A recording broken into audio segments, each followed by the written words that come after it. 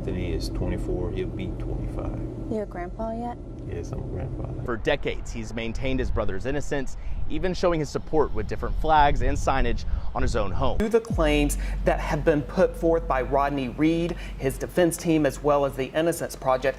And then there was also a police officer, David Hall, who was a good friend and neighbor of Jimmy's. And I know it's not something you want to think about, but should that come back and it points towards your brother, what's the next step? Be more forthcoming with it, you know what I'm saying? Because I feel that this science is... Death row for a single murder, but by his own admission, he killed so many people over the years he lost count. I'm after that film. I woke up startled a little bit and out of nowhere, and I was kind of confused. From the window all the way up, well, about like this. And that's how it did. Okay. I don't know. Her body had been dumped about 12 to 15 miles from where her car was found. I will go to my grave knowing I had experienced closure in my daughter's murder. I received 2 recantations from Philip Bolin. He said he never saw Oscar Bolin with a dead body. You didn't murder Natalie Hawley, Stephanie Collins, Terry Lynn Matthews. Background in early life. Oscar Ray Bolin Jr.'s background and early life were marked by a troubled upbringing within a family deeply involved in the carnival industry. Born on January 22, 1962, in Portland, Indiana, Bolin's family was characterized by a transient lifestyle as they moved across multiple states, including Florida, Indiana, Kentucky, and Ohio. Bolin's parents were laborers and carnival workers, contributing to an unconventional and often unstable environment. One of the most distressing aspects of Bolin's early life was the abusive treatment he endured from his father. Reports indicate that his father subjected him to physical hurt during his childhood, leaving lasting emotional scars. Additionally, Bolin's mother resorted to using a leash to walk him to a school bus stop, highlighting the tumultuous dynamics within the family. As Bolin entered his teenage years, his life took a more sinister turn. At the age of 15, in 1977, he was arrested for theft in Ohio. This early brush with the law foreshadowed a pattern of criminal behavior that would continue to plague him throughout his youth. In the early 1980s, Bolin relocated to Florida, where he found work as a carnival worker. This move to Florida marked a significant change in his life, as it brought him closer to the state where he would later commit a series of heinous crimes. Bolin's involvement in the carnival industry not only provided him with a source of income, but also introduced him to a transient and unpredictable lifestyle that may have further influenced his later criminal activities. Despite his troubled past and early encounters with the criminal justice system, Bolin's most infamous acts were yet to come. In 1986, he embarked on a spree of violence, kidnapping, and slaying that would forever stain his name and lead to his eventual arrest, conviction, and putting down. So I gotta ask you, how are you feeling this morning? Bay Area's most notorious serial killer will be put to death. He was found guilty 10 times by 10 different juries for those 3 murders that Carson just mentioned. Bolin's background in early life painted a picture of a troubled individual shaped by a turbulent upbringing within a family of carnival workers. His history of criminal involvement during his youth foreshadowed the grave crimes he would later commit. The move to Florida in the early 1980s, where he continued to work in the carnival industry, set the stage for the tragic events that would ultimately define his life and legacy as a convicted serial slayer. The slayings. In 1986, Oscar Ray Bolin Jr. committed a series of gruesome slayings that shook the Tampa Bay area and left 3 young women lifeless. These slayings went shockwaves through the community, as Bolin's actions were both brutal and horrifying. Natalie Blanche Hawley. On January 25, 1986, 25-year-old Natalie Blanche Hawley, a night manager at Church's Fried Chicken restaurant in Tampa, became Bolin's first victim. After finishing her late-night shift, Hawley left the store around 1:30 a.m. As she headed to her car, she was abducted by Bolin. Her lifeless body was found hours later by a morning jogger, having been brutally knifed to lifelessness. Natalie Blanche Hawley had been stabbed about 12 times in her upper torso. Oscar Ray Bolin, convicted of killing 3 women in 1986, will die tonight. Her body had been dumped about 12 to 15 miles from where her car was found. My ex-husband calls me and says, I have some news. Your sister's dead. This senseless act of violence left the community in shock and fear. Stephanie Collins, just a few months later, on November 5th, 1986, 17-year-old Stephanie Collins, a high school senior at Chamberlain High School, disappeared after finishing her shift at a drugstore. Her body was found on December 5th, 1986, wrapped in sheets and towel. The brutality of her slaying was evident, as she had been both knifed to lifelessness and suffered a crushed skull. The circumstances surrounding her abduction and the subsequent discovery of her body added to the horror of Bolin's crimes. Hello, my name is Donna Whitmer. I'm Stephanie's mom. We've got a hair match from his head to the Stephanie Collins case that matches his head hair. Terry Matthews' body was found and subsequently Stephanie Collins on the same day. Terry Lynn Matthews. On the same day that Stephanie Collins' body was found, November 5th, 1986, 26-year-old Terry Lynn Matthews went missing. Her car was discovered outside a post office with the engine still running, raising immediate concerns. Tragically, her body was located later that day in a wooded area, wrapped in a white sheet. Bolin's modus operandi was consistent, as Terry Lynn Matthews had her throat slashed and had been brutally bludgeoned. I will go to my grave knowing I had experienced closure in my daughter's murder. Right over here is where Terry's body was dumped, right here on the embankment. State's about to kill me, and they think they're getting justice, and I'm like, well, they're not getting justice. Bolin's modus operandi in these heinous crimes involved the use of extreme violence, including knifing and beating his victims. The nature of these slayings, coupled with the young age and innocence of the victims, sent shockwaves of fear and outrage throughout the community. These crimes remained unsolved for several years, creating a climate of terror as the perpetrator remained at large, continuing his violent spree. Bolin's actions would later lead to his arrest, conviction, and eventual putting down, but the scars left on the families of the victims and the community would never fully heal. Investigation. The investigation into Oscar Ray Bolin Jr.'s crimes was a lengthy and complex process that ultimately led to his conviction for the slayings of Natalie Blanche Hawley, Stephanie Collins, and Terry Lynn Matthews. Several key elements played a pivotal role in connecting Bolin to these slayings. Witness testimonies. The slayings went unsolved for several years, causing fear and uncertainty in the community. It wasn't until later that witnesses came forward with crucial information. These witnesses included individuals who had seen or heard about Bolin's involvement in the crimes. They provided valuable testimonies that helped authorities piece together the puzzle. Bolin's ex-wife. One of the most significant developments in the investigation was the involvement of Bolin's ex-wife, Cheryl Hafner. After their divorce, Hafner remarried and was told by Bolin about his participation in multiple slayings. Disturbed by this revelation, she decided to call a tip line and implicate Bolin. Her decision to come forward with this crucial information played a pivotal role in connecting Bolin to the crimes. Testimonies from relatives. Bolin's own family members became witnesses against him. His half-brother and a cousin testified in court against Bolin, providing damning evidence of his involvement in the slayings.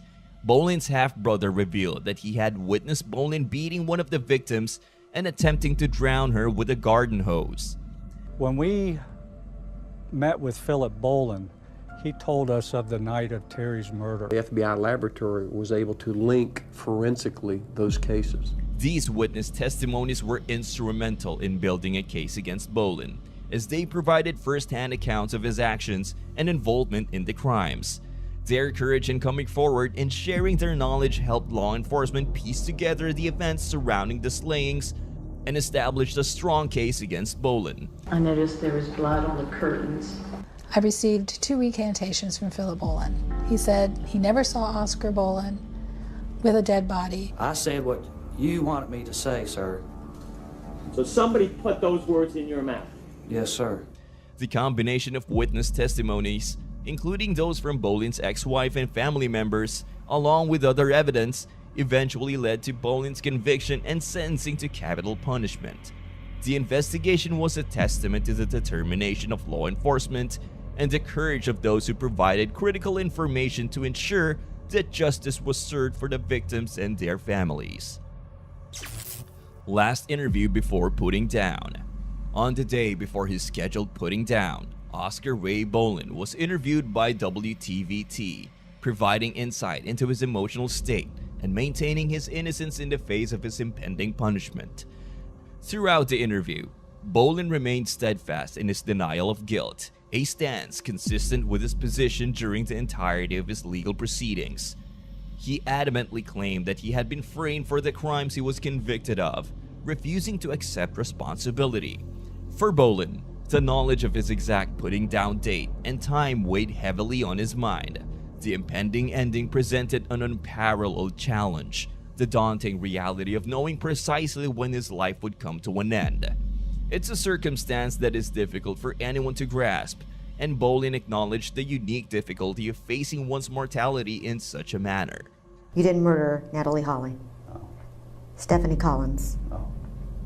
Terry Lynn Matthews? No. Prosecution will never admit what they did. I am innocent of the murder of Terry Lynn Matthews. I have maintained my innocence. Defendant Oscar Ray Bolin caused the death of Terry Lynn Matthews. So is Florida basically killing an innocent man? Yes. Despite the overwhelming anxiety and uncertainty surrounding his ending, Bolin conveyed an unexpected sense of inner peace.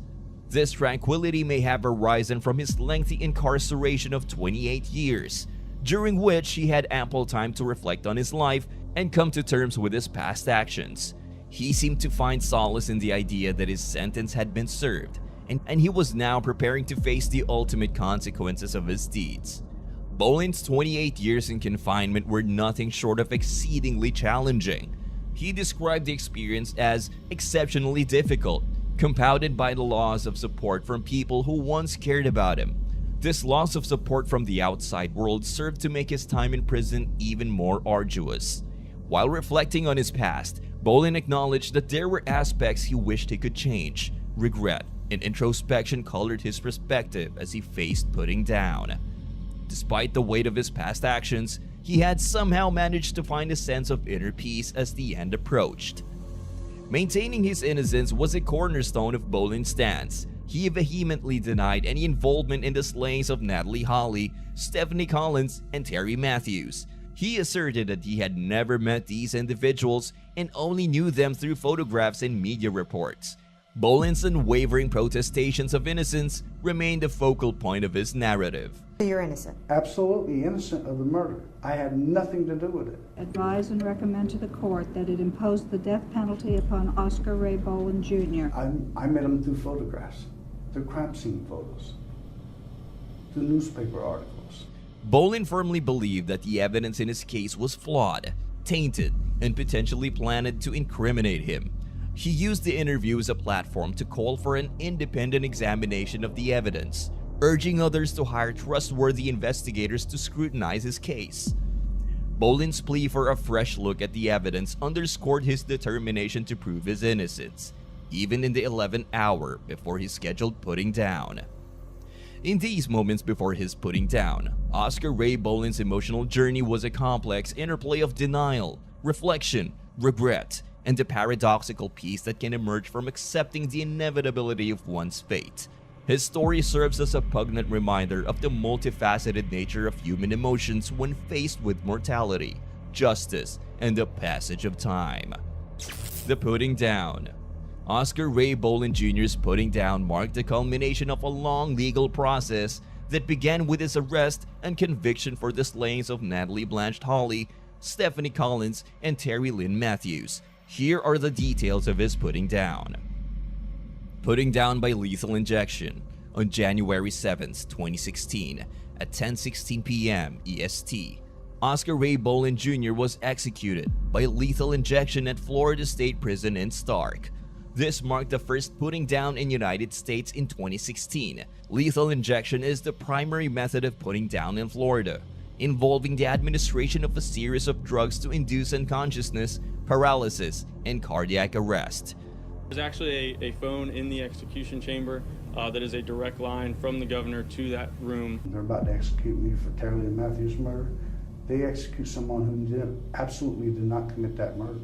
Last meal. Bolin's last meal consisted of a final culinary choice before his putting down. His requested last meal included a rib-eye steak, a baked potato, salad, garlic bread, lemon meringue pie, and Coca-Cola. The tradition of providing a last meal is a customary practice in many U.S. states for ending row inmates. It allows them to have a final meal of their choosing before their scheduled putting down, providing a small semblance of choice and comfort in their final moments. No final statement. Despite the opportunity to make a final statement before his putting down, Bolin chose not to offer any last words or statements. This decision remained in line with his demeanor during his legal battles, where he consistently maintained his innocence without elaborating further. But I'm at peace with myself. I mean, as far as it's my release. My punishment's over. Bolin ate his last meal at 10 o'clock this morning. We're told he had a ribeye steak medium rare with a couple of other sides. Imagine spending 28 years in this room. There's no way to describe it. We're told that he was calm this morning and that he was in good spirits. I don't know how you would expect someone to feel. I mean, if they told you tomorrow you're dying, how would you feel? The putting down of Oscar Ray Bolin Jr. marked the end of a lengthy legal process and brought closure to a chapter of fear and uncertainty in the Tampa Bay area. While Bolin continued to assert his innocence until the end, the putting down served as the legal consequence for the crimes he was convicted of committing. It was a solemn and somber event, concluding a tragic chapter in the lives of the victims' families and the community. Other potential crimes. In addition to the slayings for which Oscar Ray Bolin Jr. was convicted, there were indications of his involvement in other crimes, shedding light on the extent of his criminal activities. Strangulation of a Texas woman. Bolin's criminal history extended beyond Florida. He was connected to the strangulation of a Texas woman. However, Texas prosecutors chose not to seek an indictment in that case, likely due to the fact that Bolin was already facing multiple slaying charges in Florida. This lack of prosecution in Texas added a layer of complexity to Bolin's criminal profile. Physical attack of an Ohio woman. In 1987, Bolin and two other men kidnapped and physically attacked a 20-year-old waitress in Toledo, Ohio. After the physical attack, Bolin attempted to slay her with a gun, but the weapon malfunctioned, sparing her life. He eventually released her along a highway in Pennsylvania. Bolin's criminal activities in Ohio and Pennsylvania added to his notoriety as a violent offender. Legal complexities and lack of prosecution. Bolin's criminal activities spanned multiple states, which presented legal complexities. Prosecutors had to navigate jurisdictional issues and coordinate efforts across different states to hold him accountable for his crimes. In some instances, like the Texas case, prosecutors may have chosen not to pursue charges due to the complexity of the legal process or the fact that Bolin was already facing the capital punishment in Florida. Speculation about additional unsolved cases. Bolin's activities as a long-haul truck driver raised speculation about the possibility of his involvement in other unsolved cases.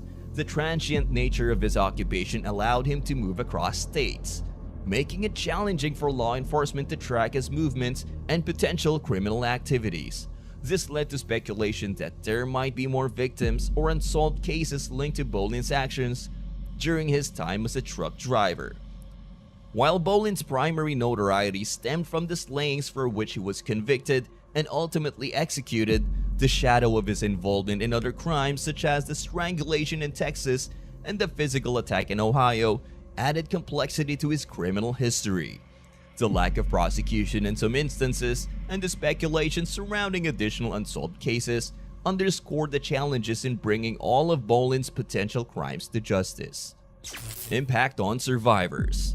The survivor of Oscar Ray Bolin Jr.'s violent attack in Ohio endured a long and arduous journey, marked by the profound and lasting impacts of her traumatic experience. Her story encompasses not only her personal struggles, but also her resilience and determination to seek justice for herself and the other victims of Bolin's crimes.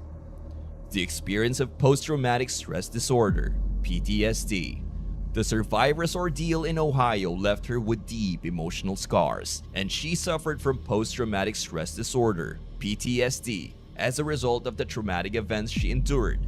PTSD is a mental health condition that can develop after a person has been exposed to a traumatic event. Symptoms may include intrusive thoughts, nightmares, flashbacks, intense anxiety, and avoidance behaviors. For the survivor, the aftermath of the attack was a constant battle with the haunting memories and emotional distress triggered by her traumatic experience. PTSD is often a silent and invisible struggle, but it can have a profound impact on the survivor's daily life. The survivor's journey with PTSD involved seeking therapy and counseling to help her manage her symptoms and find ways to cope with the trauma. Her determination to heal and regain control over her life was a testament to her resilience. Testifying in multiple trials. Despite the immense challenges posed by her PTSD, the survivor made the courageous decision to testify in multiple trials related to Oscar Ray Bolin Jr.'s slayings. Her testimony was a critical component of the legal proceedings, as it provided crucial evidence against Bolin and helped secure convictions for the slaying he had committed. Testifying in court about her traumatic experience was not an easy task. It required her to relive the terrifying events and face the man who had subjected her to such brutality. However, her determination to seek justice for herself and the other victims of Bolin's crimes compelled her to take the stand. Her testimony served as a powerful reminder that survivors have a voice and can play an instrumental role in holding perpetrators accountable for their actions. Connections with victims' mothers. Throughout her involvement in the legal proceedings, the survivor formed a deep and meaningful connection with the mothers of Bolin's victims, Natalie Blanche Hawley, Stephanie Collins, and Terry Lynn Matthews.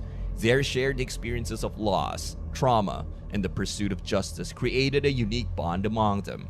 There was an amazing strength, though, in seeing the three of them together. I can't imagine how it would have been if they'd been alone. Our family and Terry's friends are forever grateful. They were sisters in pain. They were right there for each other. Sisters in pain. All the time. Sisters in pain. The mothers of the victims had endured unimaginable grief and heartache, losing their daughters to Bolin's heinous crimes. The survivor, in turn, had survived the traumatic attack, but had also been scarred by her encounter with Bolin. Together, they became a support network, offering each other emotional solace and understanding that only those who have experienced similar trauma can provide. Their alliance was a source of strength, empowering them to face the challenges of the legal process and the emotional toll it took on them. They were united by a common goal, ensuring that justice was served for the victims and that Bolin would be held accountable for his actions. I also wish to thank the witnesses who testified on our behalf. I do want to thank the prosecuting attorneys, the investigators. It was relief, you know. I felt that he got what he deserved. Support network. The survivor's decision to be a local advocate for justice and her connection with the mothers of Bolin's victims transformed her into an integral part of a broader support network. This network extended beyond the courtroom and included friends, family, and advocates who rallied around her and the other survivors. Their collective efforts were instrumental in providing emotional support and creating a safe space for survivors to share their experiences and emotions.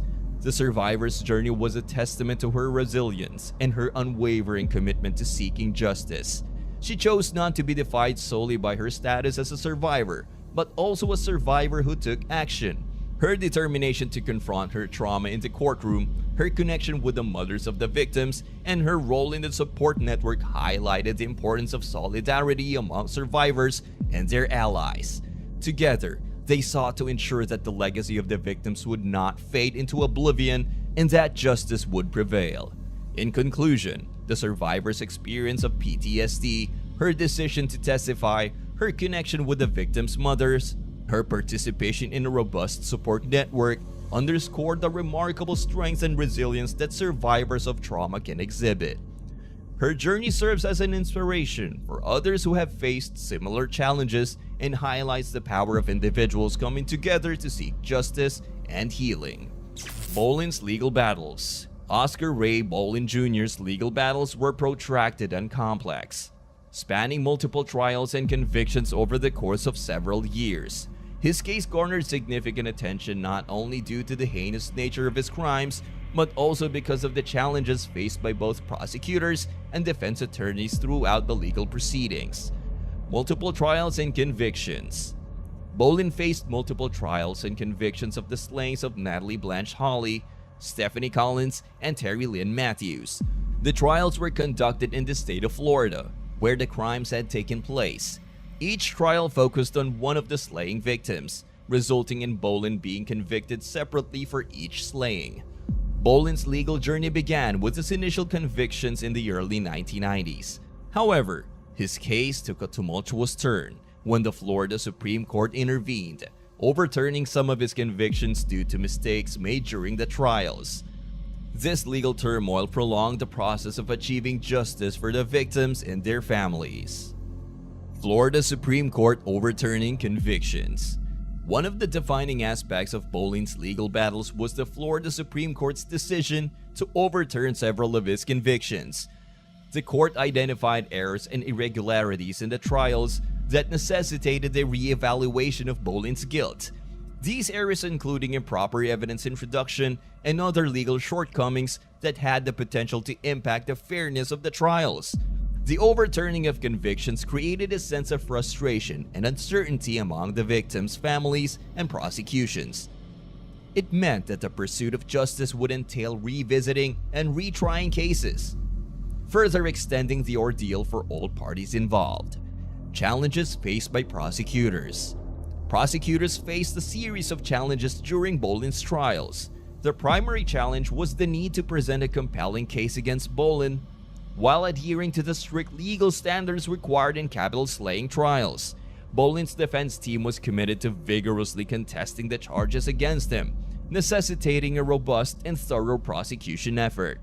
Additionally, the prosecution had to navigate the legal complexities stemming from Bolin's multiple convictions and subsequent overturnings. There's hair and fibers, right? Hair and fibers that Mike Malone prepared. I've gotten to know him fairly well through newspaper articles and crime scene photos, police reports. This required meticulous planning and coordination to ensure that justice was served in each individual case. Challenges faced by defense attorneys. Bolin's defense attorneys also encountered formidable challenges in their efforts to defend their client. Their task was to vigorously advocate for Bolin's innocence and cast doubt on the prosecution's case. There is no connection to Oscar Ray Bolin to this offense. So you're innocent? There was another man confessed to it. Bolin maintained his innocence throughout the legal proceedings, which meant that his defense team had to scrutinize the evidence presented against him and explore potential avenues for exoneration. The defense team faced the daunting task of confronting the survivors' testimonies, which were crucial in establishing Bolin's guilt. Balancing the need to challenge the survivors' accounts with the sensitivity required in such cases was a delicate and intricate legal maneuver. The repeated overturning of convictions added another layer of complexity to the defense's strategy. They had to adapt to the evolving legal landscape and prepare for retrials while maintaining Bolin's assertion of innocence. Oscar Ray Bolin Jr.'s legal battles were characterized by a series of trials and convictions that spanned several years. The involvement of the Florida Supreme Court, which overturned convictions due to mistakes in the trials, added layers of complexity to the pursuit of justice. Both prosecutors and defense attorneys faced formidable challenges as they navigated the legal intricacies of capital slaying cases and strived to uphold the principles of justice. The legal battle surrounding Bolin's case serve as a poignant reminder of the complexities and uncertainties that can arise in the pursuit of justice for victims and the accused alike. Bolin's personal life. Oscar Ray Bolin Jr.'s personal life took an unusual turn during his time on Ending Row, as he entered into a marriage with Rosalie Martinez, a woman who fervently believed in his innocence and was committed to their relationship. Their union on Ending Row captured the attention of the media and raised questions about the dynamics of such an unconventional marriage. Marriage to Rosalie Martinez. While incarcerated on Ending Row, Bolin formed a connection with Rosalie Martinez that eventually led to their marriage. Their relationship, which began with correspondence and prison visits, developed into a deep emotional bond. In 1996, Bolin and Martinez decided to formalize their commitment to each other in an unconventional manner by getting married over the phone. Bolin was in Florida State Prison in Stark, and Martinez was in her apartment in Gainesville, Florida at the time of their marriage. Oscar, do you take Rosalie to be your lawful wedded wife? Yes, I do. He puts me on an emotional pedestal. He listens. He's there completely, 100%. I now pronounce you husband and wife. Congratulations. Good luck. Rosalie's belief in Bolin's innocence. One of the most remarkable aspects of Bolin's personal life was Rosalie Martinez's unwavering belief in his innocence. She firmly asserted that Bolin had been wrongfully convicted of the slayings he was accused of committing. This conviction became a central theme in their relationship, as Martinez saw herself not only as Bolin's wife, but also a staunch advocate for his exoneration. Rosalie Martinez's belief in Bolin's innocence was a driving force behind their relationship. She dedicated herself to raising awareness about his case and advocating for his release. Her commitment extended beyond the confines of their marriage, as she sought to change public opinion and rally support for Bolin's cause. Perspective on their unconventional marriage. The marriage between Oscar Ray Bolin Jr. and Rosalie Martinez was unconventional by any standards. They were physically separated by prison bars and the constraints of Bolin's incarceration and Ending Row. The limitations imposed on their relationship forced them to find alternative ways to connect and communicate. Was Rosalie Bolin blinded by love, or did she know something others didn't? It was a knee-jerk reaction, don't tell me what to do, and here we are. Passion. Somebody just to put you on a pedestal. Not with material things, but emotion. From Rosalie Martinez's perspective, their marriage was a testament to love that transcended extraordinary circumstances. She saw it as a union rooted in a deep emotional connection and the shared commitment to seeking justice. In interviews with the media, Martinez emphasized the strength of their bond and her belief that Bolin was wrongly convicted. Their marriage drew attention, not only because of its unconventional nature, but also because it challenged societal norms and expectations. It raised questions about the motivations behind such union and the complexities of maintaining a relationship under the shadow of a capital punishment. Oscar Ray Bolin Jr.'s personal life took a unique and unconventional turn with his marriage to Rosalie Martinez while on Ending. Martinez's unwavering belief in Bolin's innocence and her dedication to their relationship added a layer of complexity to their union. Evidence to me doesn't support a conviction. It does not. Fingerprints don't match. There's tainted evidence in every aspect of this case, and I could pull it apart paper by paper, box by box. If there's reward money out there today, you want part of it, don't you? Yes, I do. I know what size my husband wears. He wears a size 8. The shoes don't match. Their marriage, conducted over the phone and separated by prison walls, captured the public's curiosity and challenged conventional notions of love and commitment. Ultimately, it was a testament to the resilience of the human spirit and the power of belief in the face of extraordinary circumstances. Updates and additional trials. Oscar Ray Bolin Jr.'s legal saga continued, with additional trials and convictions, representing a protracted and complex legal journey that spanned decades.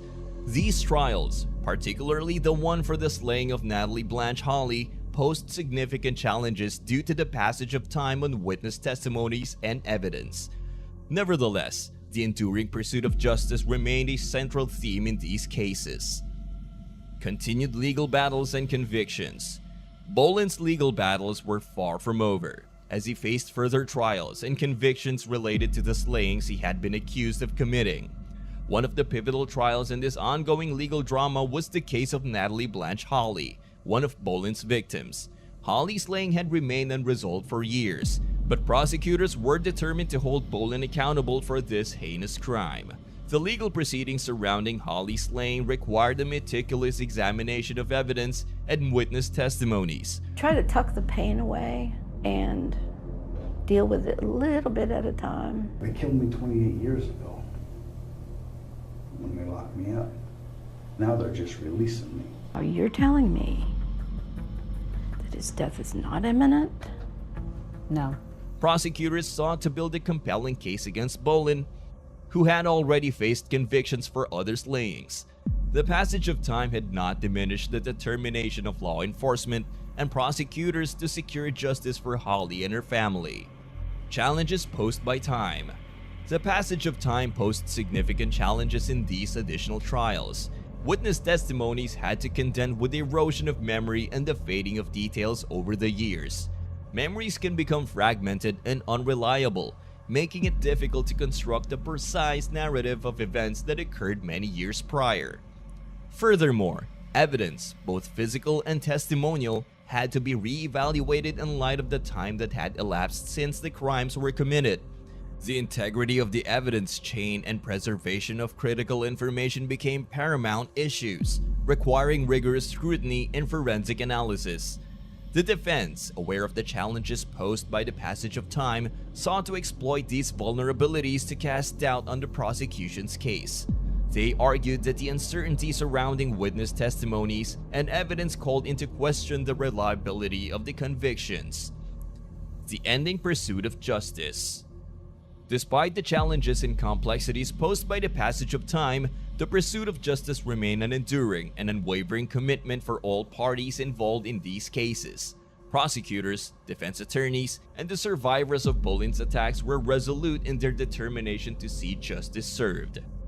For the families of the victims, justice was a means of finding closure and solace after enduring years of anguish and uncertainty. I'm waiting for this a very, very long time, and it's about time. At this time, I wish to thank all the people within law enforcement.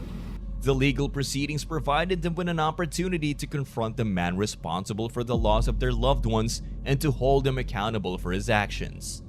The survivors of Bolin's attacks also played a crucial role in the pursuit of justice. Their courage and willingness to testify, even years after the crimes had occurred, contributed to the legal proceedings and helped build a compelling case against Bolin. Oscar Ray Bolin Jr.'s continued legal battles and convictions reflected the enduring pursuit of justice in the face of the challenges posed by the passage of time. These trials were characterized by the determination of all parties involved to ensure that Bolin was held accountable for his crimes, even when the memories of witnesses had faded and evidence had aged. The pursuit of justice served as a powerful reminder that the quest for truth and accountability knows no expiration date. Reflection. The crimes committed by Oscar Ray Bolin Jr. had a profound and long-lasting impact on the victims' families and the communities where these heinous acts occurred. The ripple effect of such brutal slayings extends far beyond the immediate victims, leaving scars that persist for years, if not lifetimes.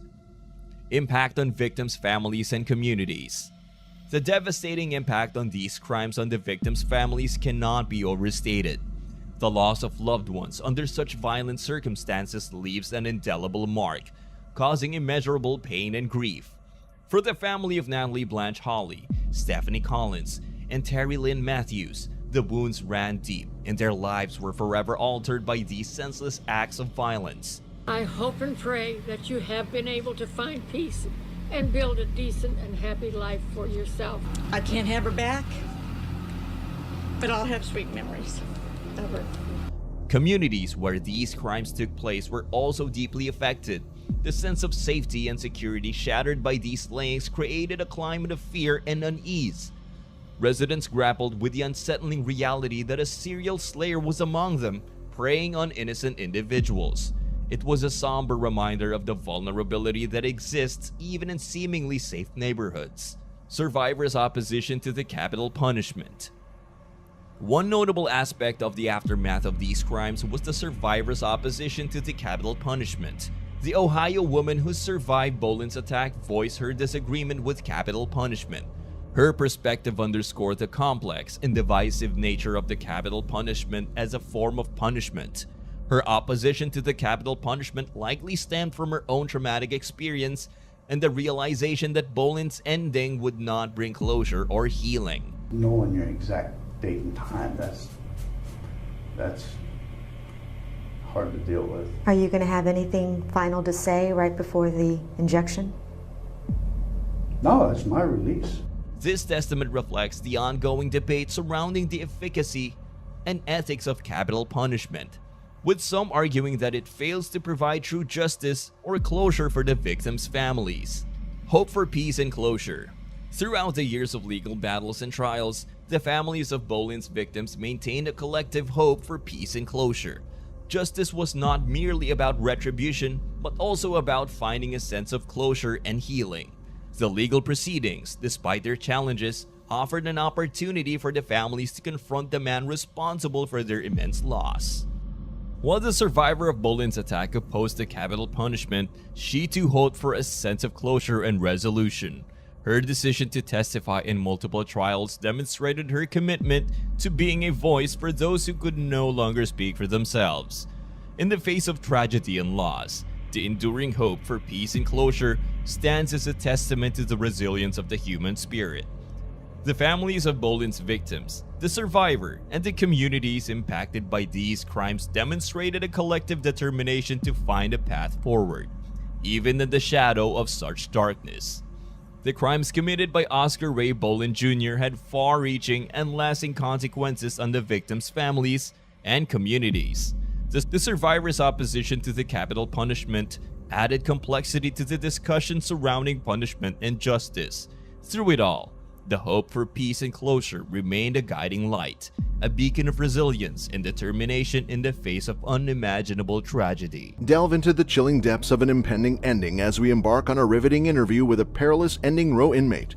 Brace yourself for gripping tales and unravel the enigma of a dangerous soul on the edge of eternity. Background. In the small town of Bastrop, Texas, the slaying of 19-year-old Stacy Stites in 1996 sent shockwaves through the community. Rodney Reed, an African-American man, found himself at the center of a gripping trial that would forever alter the course of his life.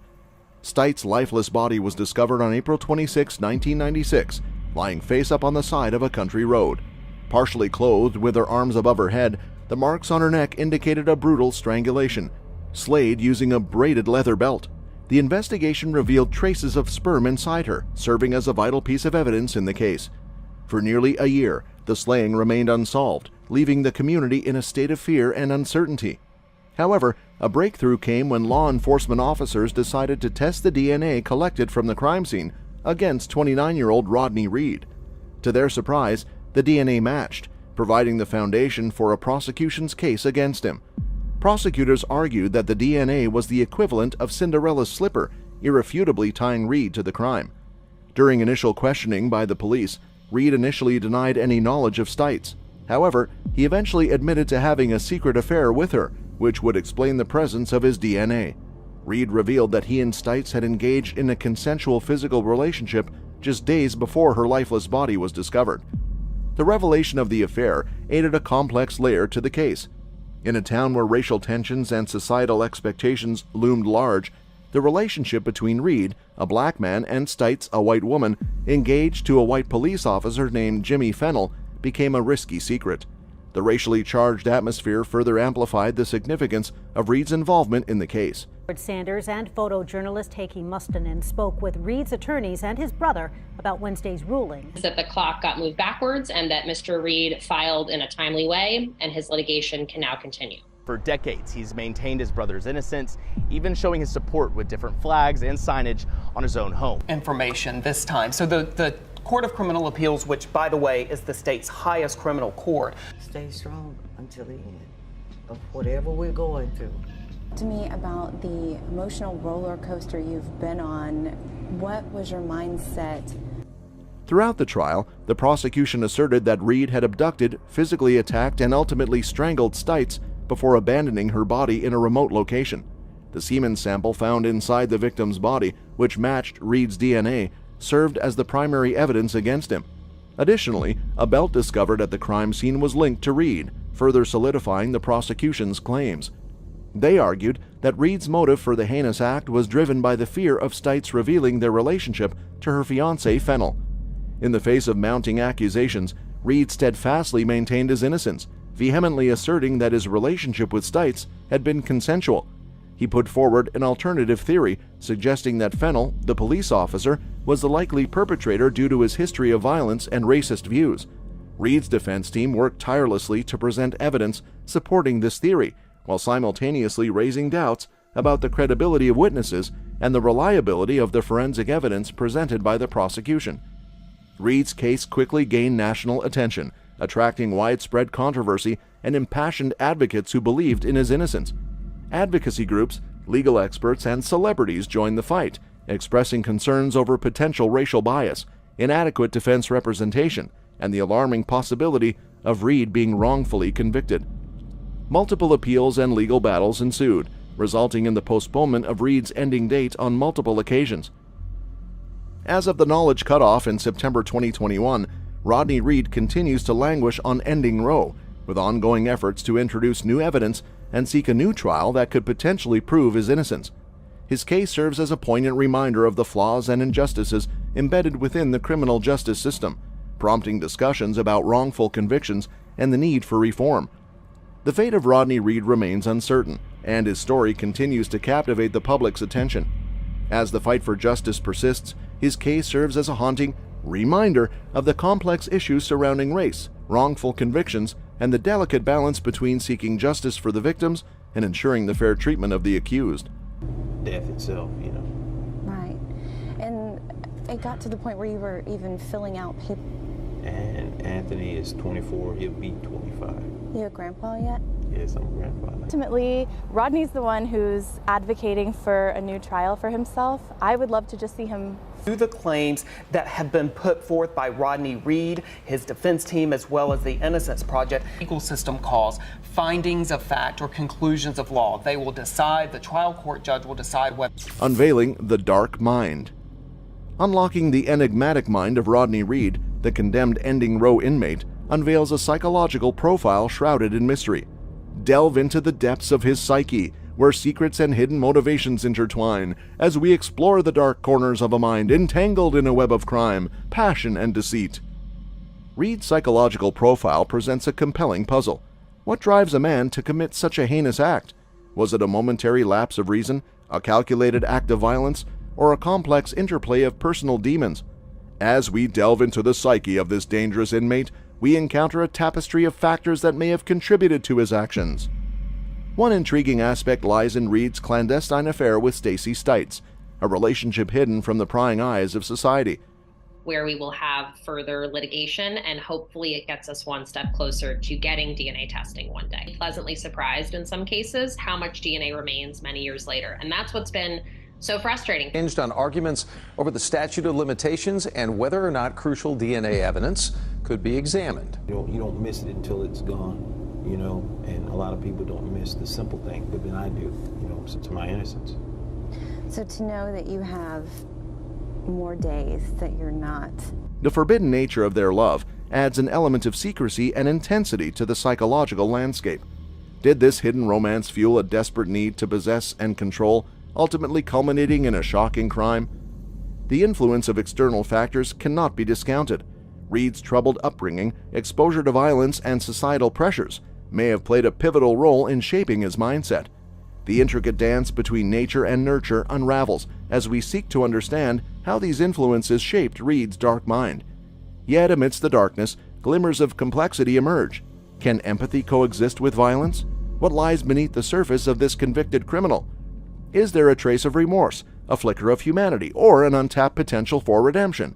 Exploring the psychological depths of Rodney Reed promises a gripping exploration of the human psyche pushed to its limits. As we journey into the shadows of Reed's mind, prepare to be captivated by a psychological portrait that challenges our preconceptions, raises uncomfortable questions, and shines a light on the intricacies of the human condition. Brace yourself for a riveting exploration as we peel back the layers of Reed's psyche and endeavor to comprehend the depths of darkness that reside within. You know, all this stuff pertaining to my whole... And the analysis of those beer cans excluded you, but two other, and then there was also a police officer, David Hall, who was a good friend and neighbor of Jimmy's. We've been asking that from day one. That's all we ever asked for, is the testing of all evidence. Slaying, suspects, controversy. The case of Stacey Stites' slaying takes a complex turn, with additional information and potential suspects come to light. When her body was discovered, 2 beer cans were found nearby, both containing DNA. Surprisingly, the DNA did not match Rodney Reed, but pointed to 2 other potential suspects. Ed Salmela, a former Bastrop police officer who later died in what some question as a self-hurt, and David Hall, a police officer and a close friend and neighbor of Stites' fiancé, Jimmy Fennell. The involvement of these 2 individuals raises doubts and suspicions. Ed Salmela's brother does not believe his demise was a self-hurt, suggesting foul play. David Hall, on the other hand, could not be excluded as a potential suspect based on the DNA evidence found on the beer cans. These revelations cast a shadow of doubt on the investigation, especially considering the involvement of law enforcement personnel. The killer's still out there? You know, I know the killer's more forthcoming with it, you know what I'm saying? Because I feel that this science is, in some way, was out there. And you've been asked this a dozen times throughout the year, but you've got new audiences along the way, new generations, for instance. And I know it's not something you want to think about, but should that come back and it points towards your brother, what's the next step? To grant us testing. And we now go back to the Fifth Circuit to argue that we are allowed to have that testing happen. Another significant development in the case involves Joe Bryant, who conducted an unauthorized investigation into Stacey's slaying. Bryant claimed that he believed the slayer was Jimmy Fennell, Stites' fiancé. Shortly after making this revelation to his wife, Maria, he was shot and slayed. Rodney Reed suggests that the Hispanic man accused of the slaying was used as a scapegoat, further fueling suspicions of a cover-up. Complicating matters further, Bryant's widow, Maria, claimed that before his demise, Joe told her he believed the slayer was Jimmy Fennell. Shortly after making this revelation, Joe was fatally shot. These circumstances raise suspicions and cast doubt on the veracity of the investigation. The situation appears to be a cover-up to Rodney Reed, as he reflects on the fact that those connected to the potential suspects or involved in the investigation have met untimely demises. This sense of a cover-up adds a layer of intrigue and raises questions about the integrity of the investigation into Stites' slaying. During the discussion, the participants include Bob Phillips, a criminal attorney representing Jimmy Fennell, and Bryce Benjet, Rodney Reed's attorney from the Innocence Project. Additionally, retired NYPD Detective Sergeant Kevin Gannon and victimologist Dr. Lee Gilbertson are present. The conversation turns to Fennell's violent history with women and physical attack, suggesting a propensity for such behavior. Fennell had previously pleaded guilty to a physical attack case, but Phillips asserts that his client has undergone significant personal transformation, emphasizing his current involvement in Christian ministry. However, skepticism remains, with acknowledgement that determining the authenticity of such a transformation will take time. The discussion highlights that there is no direct evidence linking either Fennell or Reed to Stites' slaying. While circumstantial evidence exists, such as complaints of violent physical attack against Reed, it is crucial to note that he has never been convicted in relation to those allegations. The dialogue underscores the need to approach the case impartially and consider all available evidence. Ultimately, the conversation raises significant questions about the investigation, the potential involvement of other suspects, the credibility of witnesses, and the possibility of a cover-up. The complexity and ambiguity surrounding the case of Stacey Stites' slaying underscore the need for a thorough examination of all evidence and a fair evaluation of Reed's guilt or innocence. He's showing the world how they lied in court. Told CNN there's overwhelming evidence that Rodney killed Stacey Stites beyond a reasonable doubt. And Richard Hernandez, he was also convicted of some, because there was a phone call earlier that day where someone had said that he was the sheriff at the time. He's no longer in the police force. He doesn't have a law license. Questionable conviction, evidentiary oversights. Rodney Reed's trial and subsequent appeal have raised serious concerns about the integrity of the judicial process. From the beginning, there were witnesses who could have testified about Reed's relationship with Stacey Stites, but most of them were not called to the stand, seemingly because of their familial ties to Reed. This raises questions about the defense team's handling of the case and their failure to present crucial evidence that could have shed light on the nature of the relationship and potential motives for the crime. Among the witnesses who were not called to testify were individuals who claimed to have knowledge of the affair between Reed and Stites and the threats made by Jimmy Fennell, Stites' fiancé at the time. Their absence from the trial further compounds the doubts surrounding the proceedings and the potential impact their testimonies could have had on Reed's defense. Over the course of the past 18 years, the case has garnered significant attention, with numerous investigations and inquiries revealing disturbing aspects. Yeah, they're doing them now, and it's just scary that a person can easily be placed on death row just over it. I'm looking at the dates and times, and this warrant had just been issued the day before. Like, he's still alive. Yeah, he's still alive, but he could not be excluded by those. He couldn't be excluded. Okay. We're looking for me the week prior, so which that would have been like the end of March. Joe Bryant's widow, Maria, has made the statement that before he was killed, medical and forensic evidence, once thought to be conclusive, has been debunked, casting doubt on the original conclusions drawn from them. Additionally, witnesses, including individuals within Stites' own family, have come forward to acknowledge their awareness of the relationship between Reed and Stites. These revelations challenge the narrative presented at trial and raise further questions about the reliability of the prosecution's case. One of the most troubling aspects of the case is the behavior of Jimmy Fennell, a key figure in the investigation. There have been reports of concerning conduct on his part, both before and after Stites' slaying, as noted by law enforcement officers themselves. Some of this information, which could have been crucial to Reed's defense, was not made available to his lawyers prior to the trial, suggesting a failure in providing a fair and complete picture of the events to the defense team. Moreover, the courts, particularly Texas's Court of Criminal Appeals, have faced criticism for their handling of the case.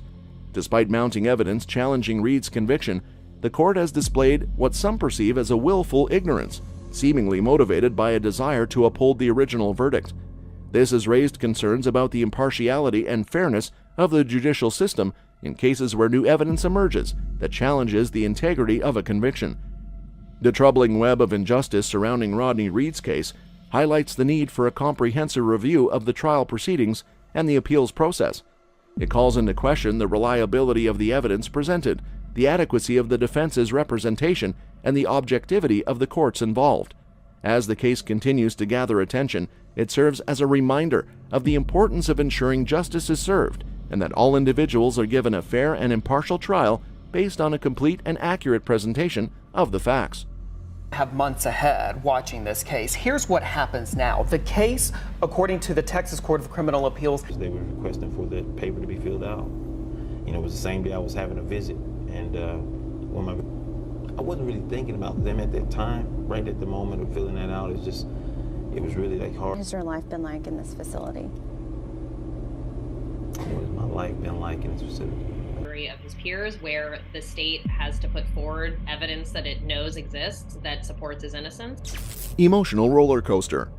Rodney Reed, an ending row inmate, shared his thoughts and experiences during an interview with Noel from Fox in Austin. Reed reflected on the emotional roller coaster he has been on, particularly as he faced the prospect of his scheduled ending. Reed recounted that just a week ago, he was aware that his ending date was looming overhead. The knowledge of a specific day set for his demise had a profound impact on his mental state. He described the experience as a tumultuous roller coaster ride, especially considering his firm belief in his innocence. Being innocent and facing such a fate added to the complexity of his emotions as he witnessed other inmates come and go. To cope with his circumstances, Reed shared that he turns to meditation, reading, and listening to the radio. Engaging in these activities helps to distract his mind from dwelling on thoughts of demise and allows him to focus on maintaining his mental well-being. He avoids fixating on demise itself and strives to find peace through spirituality and communication with God. One significant moment that caught the attention of many was when Reed was seen filling out paperwork related to his impending ending. Reflecting on that moment, Reed admitted that it was difficult to decide who would want to witness such a somber event. It was a stark reminder of the gravity of his situation and the weight of the decisions he had to make regarding visitors during his ending. Reed, a father of 3 sons and a grandfather, revealed that his family is always on his mind. However, at the time of filling out the paperwork, his thoughts were consumed by the immediate task at hand.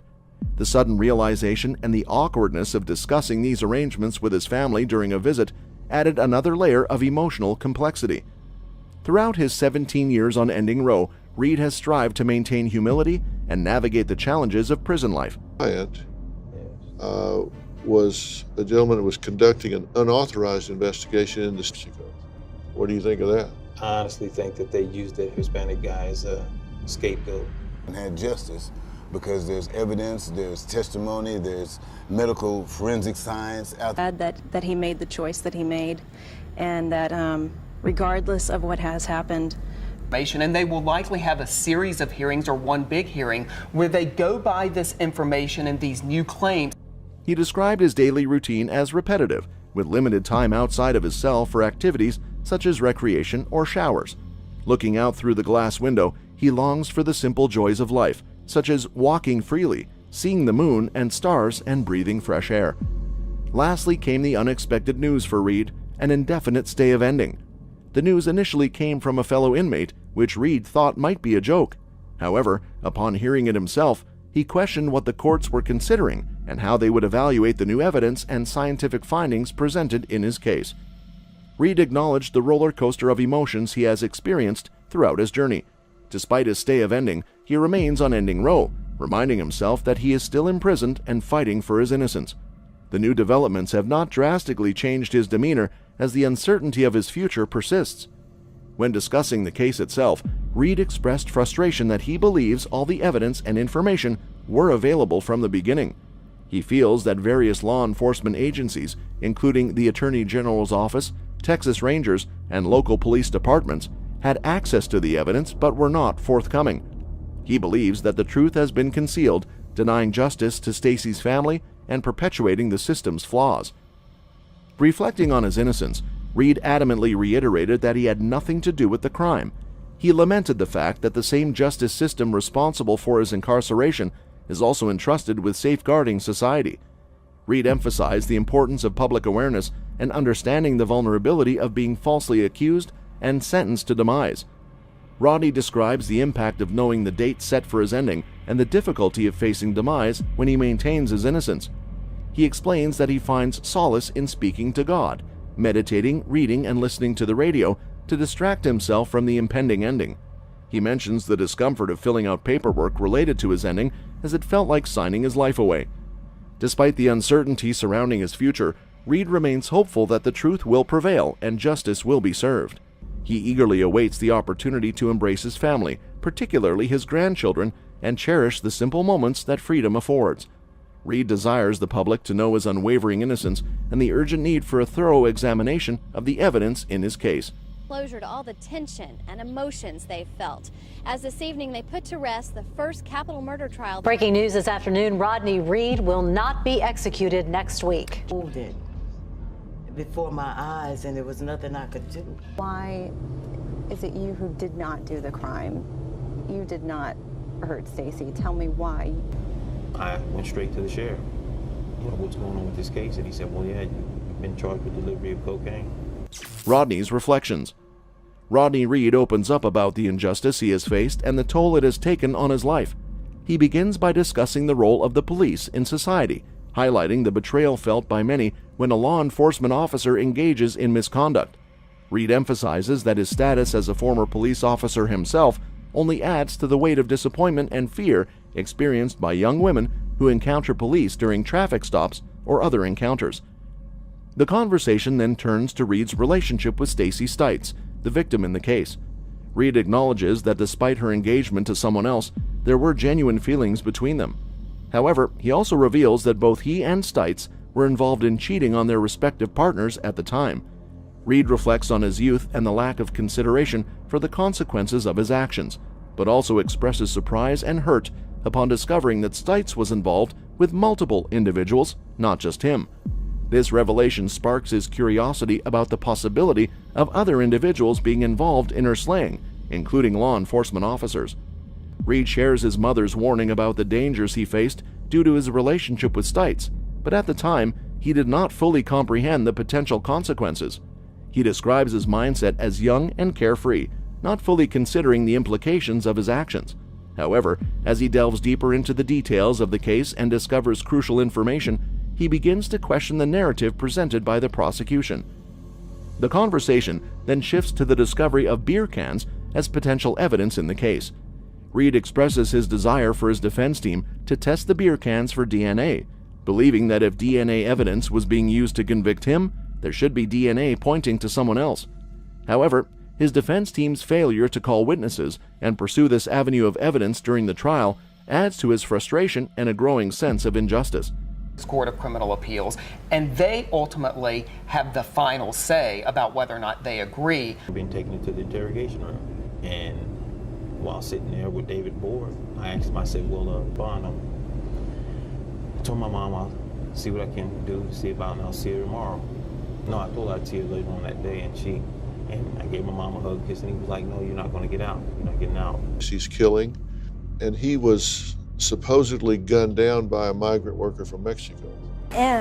This process expected to take place until the end of next week, so a total of 2 weeks. Reed recounts his interactions with the court, specifically mentioning the judge's refusal to stop the trial and allow his witnesses to be called. This shattered his hopes of presenting a stronger defense and further examining the potential evidence that could point to someone else's involvement. As the discussion progresses, Reed reflects on the impact of withheld evidence, specifically the DNA lab report that revealed the presence of Stites' DNA and DNA from 2 listed suspects on the beer cans. He expresses his disbelief that such critical evidence was not disclosed to the defense during the trial, raising serious concerns about the integrity of the prosecution's case. Reed also touches on his experiences with false accusations of physical attack, sharing the challenges and the toll it took on his life. He believes that he has been targeted and framed in multiple instances, causing him to lose out on opportunities and dreams, such as his chance to participate in the Olympics as a boxer. In the end, Reed shares his profound longing for his family, his children, and his grandchildren. He expresses gratitude for the opportunity to tell his side of the story, hoping that others will understand the pain he has endured and the need for justice. The interview concludes with a poignant reminder that this is not just his story, but one that affects the lives of his loved ones as well. Put that timetable on it, even though earlier today it was recommended by the Texas Board of Pardons and Paroles. That before he was killed, he told her straight up that he thought the killer of being suspect in the case of Stacey Stites. What doesn't look good for him? Very closely. Yeah, there's still a lot up in the air, Tony, after this decision today. What is the next step? What happens next? The trial court in Bastrop County will essentially have to review all of this information. And so I've heard predictions of anywhere from 8 months, 9 months, maybe even up to a year. What are they considering? What are they, you know what I'm saying? Because I've seen a lot of stuff where the courts would disregard certain stuff. I really don't know how they're really going to entertain it. But, you know, it is lab, so why are you guys catering to me like this, you know? And then I knock on the glass and I say, Road to Justice. The investigation into Rodney Reed's case and the never-ending hunt for both justice and redemption are the subjects at the center of this stimulating discussion. Reed's conviction and the circumstances surrounding the demise of Stacey Stites, for which he was found guilty, have been the subject of several questions over the course of the past 18 years. The question of witnesses who were not called to testify at Reed's trial is at the core of the controversy surrounding this case. Many of the witnesses that could have shed light on the nature of Reed's relationship with Stites, as well as the threats that were made by her fiancé, were not summoned to testify, despite the fact that there were multiple witnesses available who could have done so. It raises questions about how the defense team handled the case and whether or not vital information was presented in an adequate manner to prove Reed's innocence. In addition, as more time has gone, fresh evidence and witnesses have come to light, further clouding the waters of Reed's guilt. The credibility of the prosecution's case has been called into question as a result of the debunking of medical and forensic evidence that was initially presented during the trial. Several people, including members of Stites' own family, have come forward as witnesses to corroborate that they were aware of the affair that was taking place between Reed and Stites, as well as the threats that were made by her fiancé. The actions of Jimmy Fennell, who was engaged to Stites at the time and who had previously served in the police force, have also been called into question. The behavior of Fennell, both before and after the slaying of Stites, has been the subject of allegations and concerns, which some law enforcement professionals have found to be quite disturbing. That factors in, but then, you know, I've seen guys come, I've seen guys go, and it all... What do you do when you're... I speak to God. I do a lot of meditating. I read, view you know, doing your execution, that type of stuff, and your visitors, and quit playing. Said, no, well, I wouldn't play like that. I said, yeah, you gotta stay. So then I waited, and I heard it myself. For him, obviously, in light of being suspect, not you, both of them are dead. What do you say to yourself about that? It looked like a cover up to me. Fennell, and he's here along with Rodney's attorney from the Innocence Project, Bryce Benjett. The information that could have been essential for Reed's defense was not made available to his solicitors before the trial, despite the fact that it should have been. The conversation digs further into the role of the courts, notably the Texas Court of Criminal Appeals, which has been criticized for its treatment of the case and is currently the focus of the discussion. In spite of the growing body of information that calls Reed's conviction into question and casts significant doubt on its legitimacy, the court has displayed what appears to be a willful ignorance and a biased approach. The struggle for justice in the case of Reed has been made much more difficult and perplexing as a result of this development. In the end, the purpose of this in-depth analysis is to bring attention to the urgent requirement for Reed's case to be thoroughly re-examined and for a serious effort to seek justice. This throws serious doubt on the fairness of his trial, calls into question the veracity of the evidence presented, and reveals faults in the way the judicial system works. There is still reason to believe that Rodney Reed can be redeemed, as long as there are those who are willing to contest the dominant narrative and fight for a more in-depth investigation in the facts. Be comforted that way in a holding cell. There's like about 15 guys laying on a concrete slab somewhere. Had a lot to say. We heard from a forensic pathologist. We heard from a former Bastrop County Reserve officer. It's close to where the body is found. Another that's investigating the murder has concluded it's not you. I must go back to Bastrop County. It is a district judge in Bastrop County who will review the claims. Walking back down the corridors, and I go to the cell. Well, they put me in the holding cell. Potential faults in the case. The Rodney Reed case has been marred by several faults and inconsistencies that have raised significant doubts about his guilt. These faults can be categorized into three main areas. Kids that dibble and dabble in relations and stuff like that. You know, kids do things, you know. My bad son. Got these grandkids. Got me. Made a grandfather out of me. The police department, I want to know what went on, what's going on with this delivery charge. I wasn't delivering no drugs. For victims' families to have to continue to relive this over and over and over again. So which that would have been like the end of March. Okay, so I know that this one is fake. Unreliable forensic evidence, witness recantations, and potential police misconduct. 1. Unreliable forensic evidence. A. Time of demise. One of the key pieces of evidence presented against Reed was the estimated time of demise of the victim, Stacy Stites. The prosecution claimed that Reed had physically attacked and slayed her on the morning of April 23, 1996. However, multiple forensic experts have since challenged this timeline, arguing that the evidence suggests she was slayed the night before, during a time when Reed had a confirmed alibi. B. DNA evidence. The prosecution presented DNA evidence from semen found in Stites' body, linking it to Reed. However, Reed and Stites were in a consensual physical relationship, which was initially denied by Stites' fiancé, Jimmy Fennell.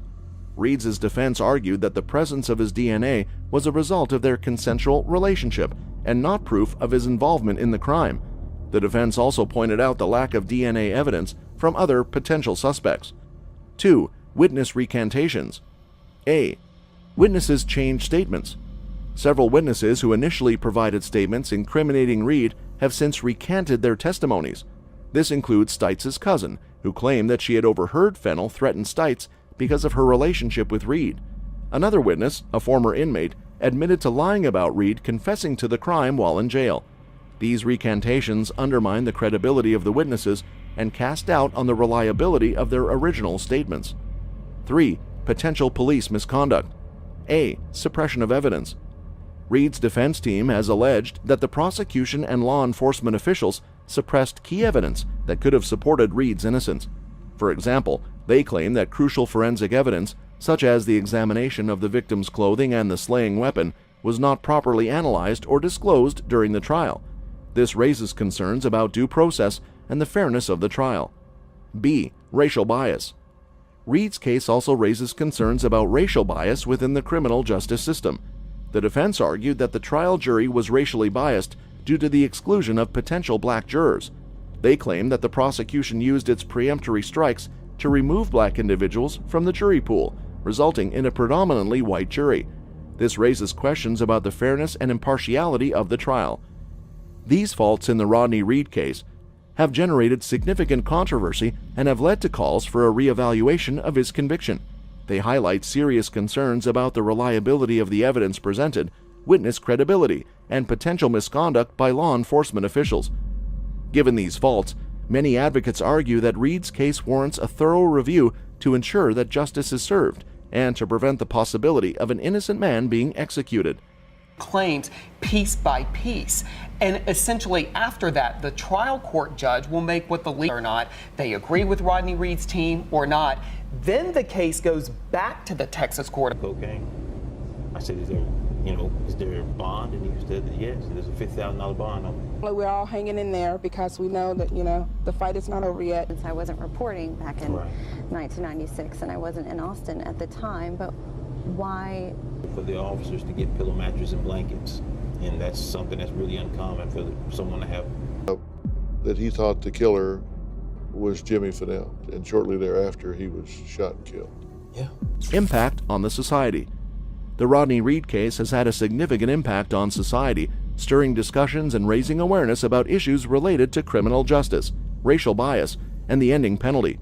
Reed, an African-American man, was convicted and sentenced to demise in 1998 for the slaying of Stacy Stites, a white woman.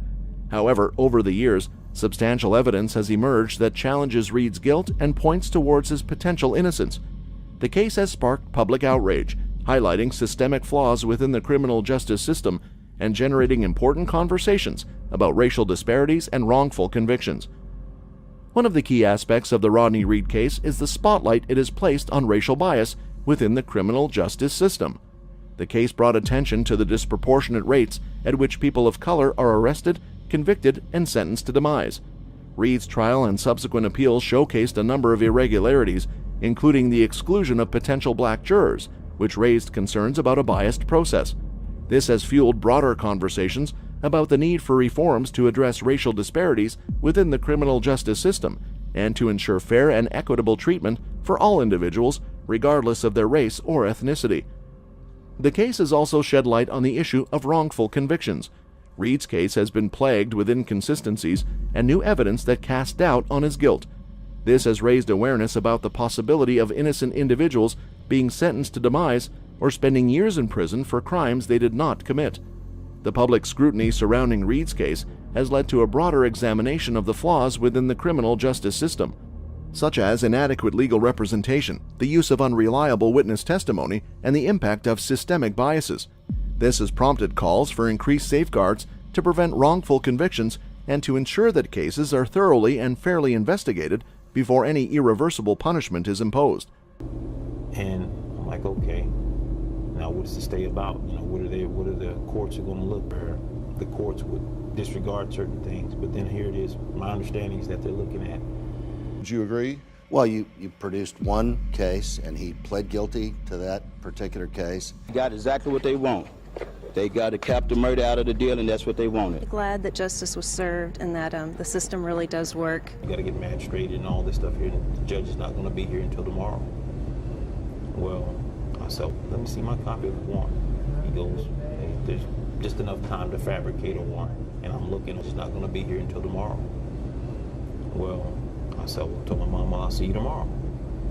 Furthermore, the Rodney Reed case has contributed to the ongoing debate surrounding the ending penalty. Reed's impending ending attracted attention from activists, celebrities, and organizations advocating for the abolition of capital punishment. They argued that the possibility of executing an innocent person, combined with the racial disparities and flaws within the system, makes the ending penalty inherently unjust. The case has reignited discussions about the morality, effectiveness, and fairness of capital punishment, leading to increased calls for its abolition or, at the very least, for a moratorium on endings until the flaws within the system can be adequately addressed. Another societal impact of the case is the way it has galvanized public activism and grassroots movements. Advocacy groups, civil rights organizations, and concerned individuals have rallied around Reed's case, using it as a catalyst for broader reform efforts. Protests, rallies, and social media campaigns have been organized to demand justice for Reed and to raise awareness about the issues he represents. The case has inspired a wave of activism and solidarity, fostering a sense of urgency to address the systemic problems within the criminal justice system. In conclusion, the Rodney Reed case has had a profound impact on society, sparking discussions and prompting action on a range of important issues.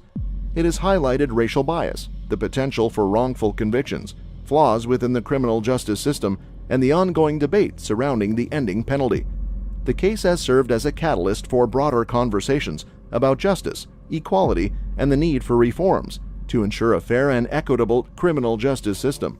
As society continues to grapple with these complex issues, the impact of the Rodney Reed case will likely be felt for years to come. Serial slayers have fascinated the public for decades, with their brutal acts and psychological motivations explored in studies, documentaries, and films.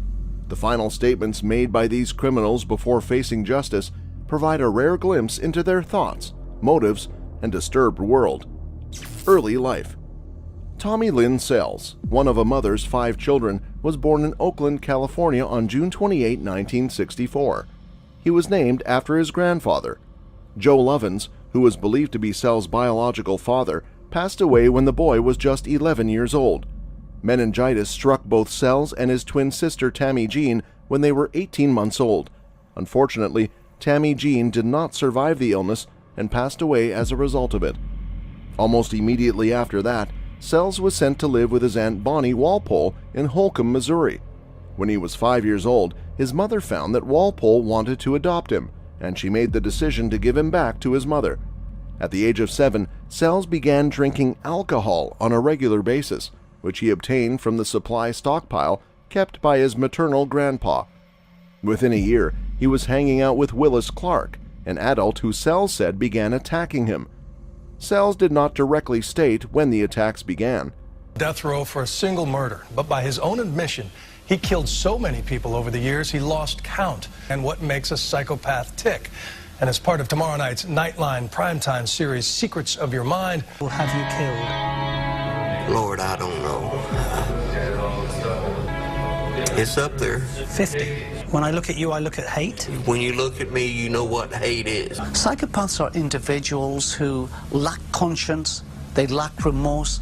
That we find in the brains of psychopaths is that there's a structural impairment. It was structurally deformed in the psychopaths. Sells claimed that his mother condoned their relationship, which he described as having a traumatic effect on him and serving as a detrimental influence.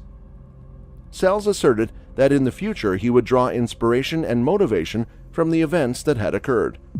At the age of 10, Sells began experimenting with various substances.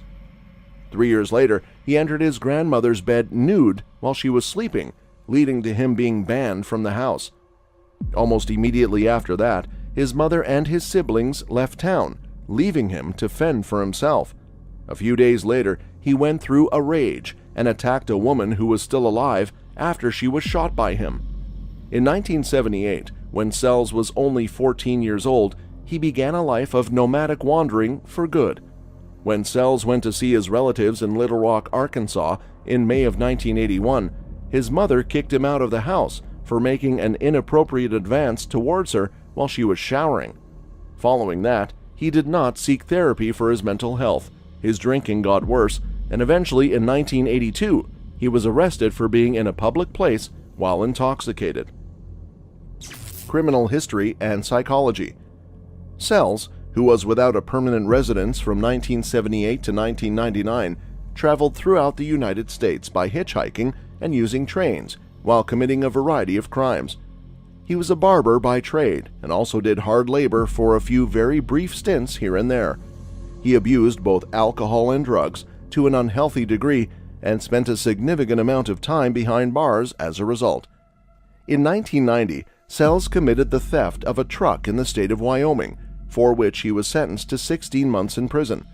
His diagnoses included substance use disorder, severe dependence on opioids, amphetamines, and alcohol, bipolar disease, major depressive disorder, psychosis, and personality disorder with antisocial, borderline, and schizoid features. He was hospitalized for treatment of all of these conditions. When Fabienne Witherspoon, who was 19 years old at the time, was driving through Charleston, West Virginia on May 13, 1992, she saw Sells begging under a bridge while holding a sign that read, "I will work for food." Sells was holding the sign when Witherspoon approached him. She was moved to compassion for him, so she invited him into her home and requested him to wait outside. After going inside her house to get some food for him, she returned to the front door to find that he had already entered the building. While she was retrieving another item, he went into her kitchen, took a knife from the drawer, and then surrounded her in the bathroom before making an attempt to physically attack her. I woke up startled a little bit and out of nowhere, and I was kind of confused. And I could see that there was this scary older man that I'd never seen before. He had a hand on her mouth and the knife on her neck, and she's heard Katie at the bottom of the bed, on the floor at the bottom of the bunk bed.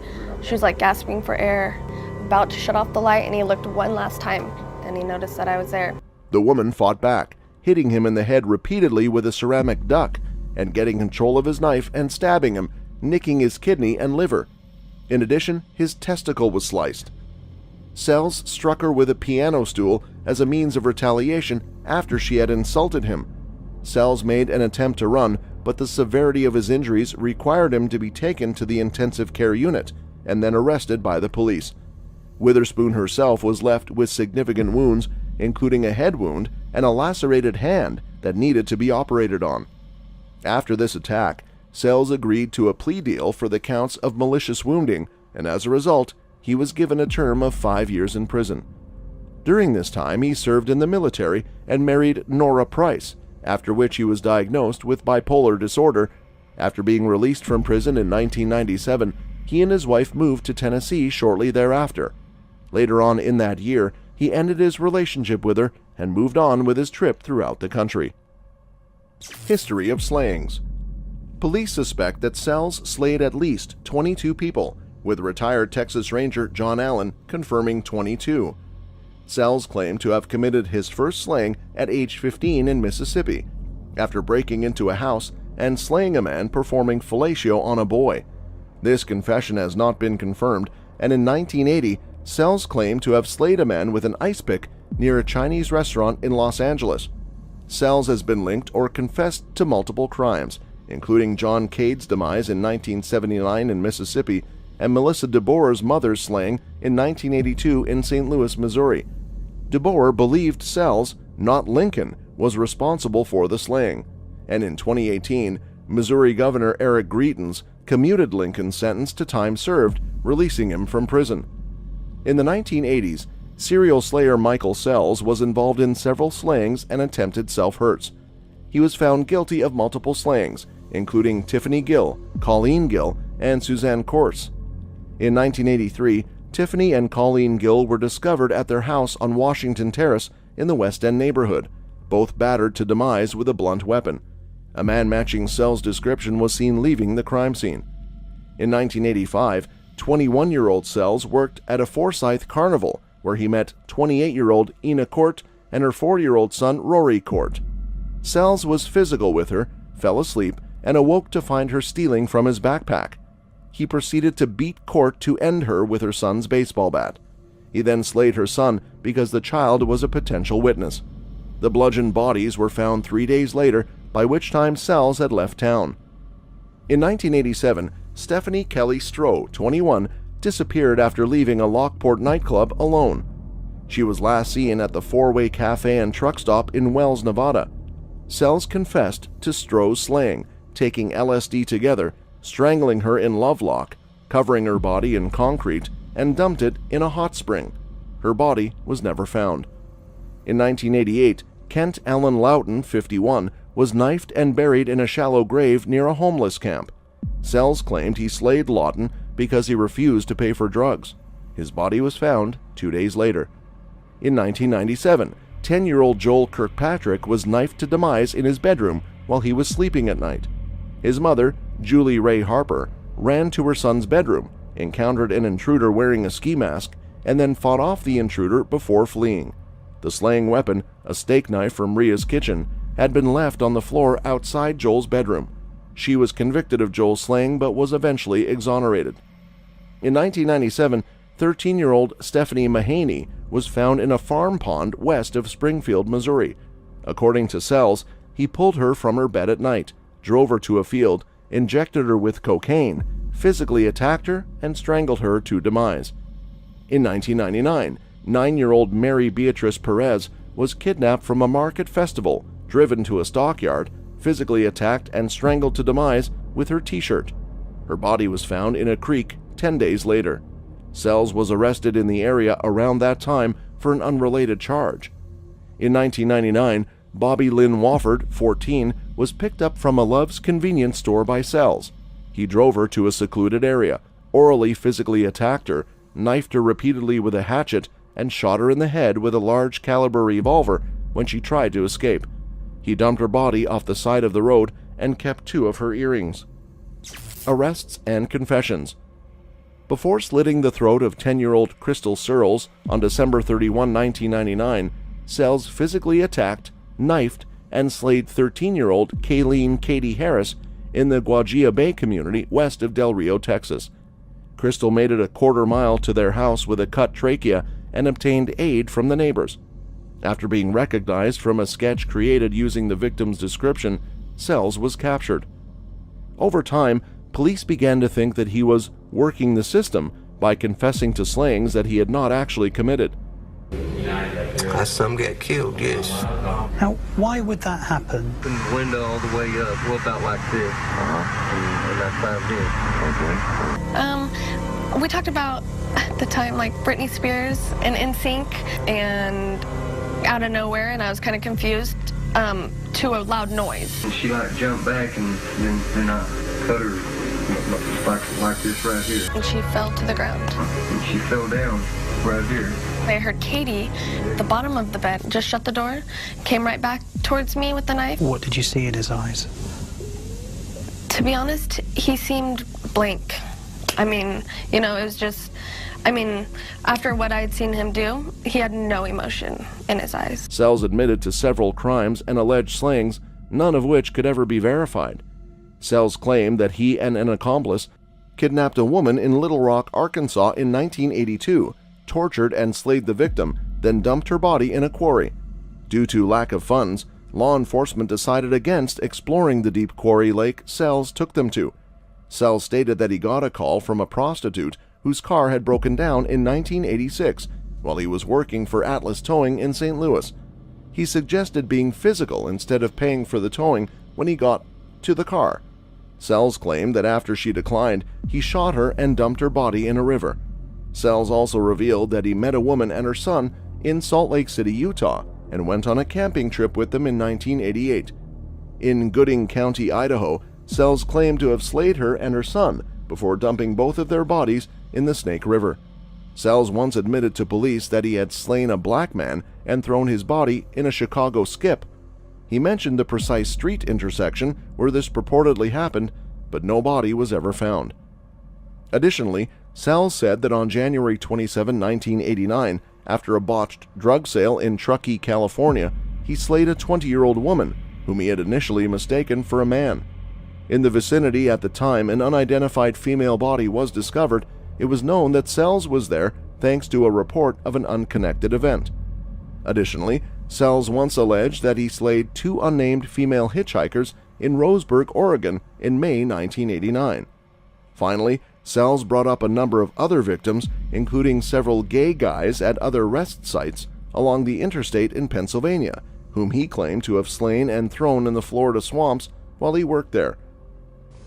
The rush. I didn't do it for the sex That scarf around your neck and just watching your eyes, it's sticking that knife in and just pulling and knowing it's sharp enough just go all the way up into. For him, the sight of the blood and the separation of the tissues after the cutting, that was the rush that he spoke about.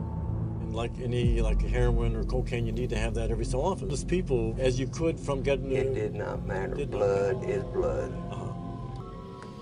Tiny Tim, it wouldn't matter. Today, I might say, you know, Tommy, Dr. Stone, he's okay.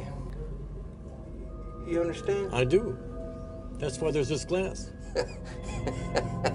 I think Sells fulfills the criteria for psychopathy to a very high degree. In 1987, the state's attorney in Jefferson County, Illinois, decided not to file charges against Sells for the endings of the Dardeen family because his admission of the quadruple homicide was inaccurate with regard to some information that had not been made public, even though it was generally consistent with the facts of the case as they were reported in the media. Furthermore, he provided 3 different accounts of how he first met the family. In order to clear up their questions, investigators wanted to bring Sells to southern Illinois, but Texas refused, since Texas law forbids ending row inmates from leaving the state. The Allen B. Polunsky unit, which is located close to Livingston, Texas, served as Sells' prison.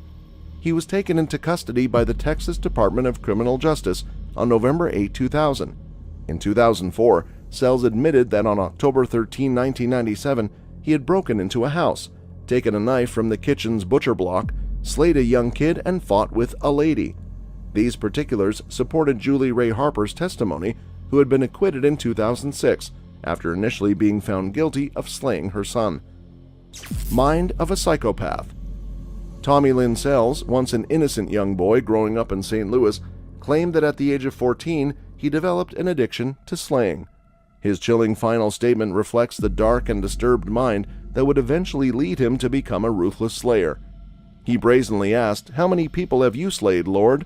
"Lord, I don't know. I don't know. I don't." 10. "Yeah, 20. Sells, who was currently on an ending row for one slaying, was suspected of being responsible for at least 17 more. His transient lifestyle allowed him to elude police for nearly 15 years, as victims were discovered from coast to coast. Psychopaths, such as Sells, are individuals who lack conscience, remorse, and guilt. It is their absence of these fundamental moral compasses that enables them to terrorize society with their heinous acts. Sometimes with a sexual angle, sometimes without, sometimes whole families. All bets are off when you're dealing with somebody like Sells. Okay. And I thought hard about that because it's been like smacked up inside my head at the time. The drama, the reality of who I was and what was done to me. He killed children to put them out of their misery after killing their mothers. I had something against it. I didn't want them to carry that on their shoulder the rest of their life. If it was just a question of putting the other person, maybe you would have gone about it in a gentle way. Everything inside of you just ain't burning up. Well, you mentioned about the rush, yeah. and that makes a lot of sense. But I can picture the once of power over other people. They say a woman being raped, it's all about power. Sells has no qualms about using physical attack as a method of control before brutally cutting his victims' throats, beating them, knifing them, or strangling them. His methods were as random as the innocent people he targeted, creating a vicious cycle of violence. While interacting with Sells, it was impossible not to feel a sense of gratitude for the safety provided by the protective glass that separated him from society. His presence exuded pure hatred, which reflected in his gaze. As he looked at others, all he saw was hate, and in return, when others looked at him, they too saw hate. In analyzing Sells' final statement, it becomes evident that his mind was consumed by darkness from a young age. Research in the field of molecular genetics and brain imaging techniques suggests that psychopathy may be rooted in the brain, with some individuals seemingly born with predispositions to commit such heinous acts. However, it is important to note that not all individuals who exhibit early signs of psychopathy develop into serial slayers. The interplay of various factors, such as upbringing, environment, and individual choices, contribute to a path a person ultimately follows. Dr. Adrienne Rain has conducted extensive research on the brains of individuals scientifically identified as psychopaths. It was the best feeling I ever had in my life. And the first time I killed, every time I did it, it was that rush again. I don't know. 10? Yeah. 20? Probably. Billy the Kid making notches on my holster. They lack guilt. That's one of the reasons why they terrorize. When I look at you, I look at hate. When you look at me, you know what hate is. No more. No emotion, no. In the generation of emotion, it was structurally deformed in the psychopath. One notable finding is the presence of structural damage to a specific brain region called the amygdala. The disturbing case of the Dardenne family, where a sadistic crime was confessed to, exemplifies the callous and unemotional disregard for human life that is characteristic of psychopaths. The final images of this crime highlight the lack of normal emotional responses as their eyes fade and the pupils dilate. It's just like setting their soul free. Are you thinking and feeling when you kill someone? I'm after that feeling. What happened as you were killing her? Did she give birth to a baby? Let's not get into blood and guts. Why would that happen? I didn't want him to live through the pain I lived through. Which raised the odds of an individual becoming a violent criminal offender. This is due to the deformity of the amygdala, which plays a significant role in generating emotions such as revulsion and disgust. When asked about the experience of slaying someone, the psychopath exhibits a detached and addictive mindset. It is akin to a drug for them as they seek that euphoric sensation once more. There is no on-off switch for their desires.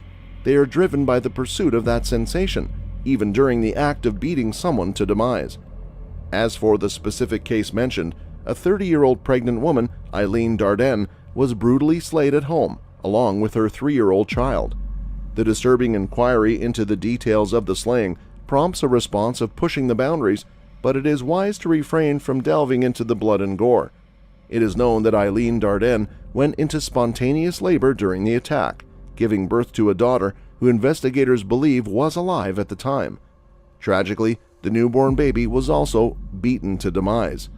Furthermore, the body of Eileen Dardenne's husband was discovered a day later, having been shot 3 times in the head.